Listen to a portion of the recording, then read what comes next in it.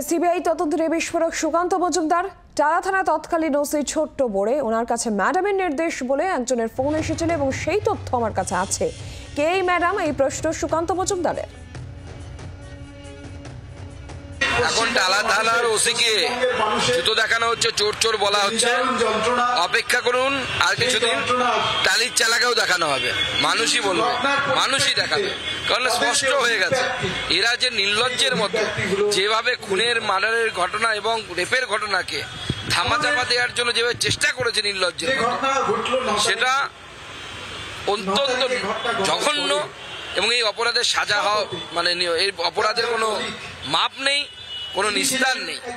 প্রশ্ন হচ্ছে আমার মত যে টালা থানার ওসি সেই বেচারা, গোবেচারা, সেই অফিসার গোবেচারা। এই জন্য বলছি, আমার কাছে স্পষ্ট ইনপুট আছে, খবর আছে, ওনাকে একজন পুলিশ অফিসার নির্দিষ্ট সময় অন্তর প্রত্যেকটা ইনস্ট্রাকশন দিয়েছে এবং সেটা সে ইনস্ট্রাকশন দিয়েছিলেন ম্যাডামের নামে।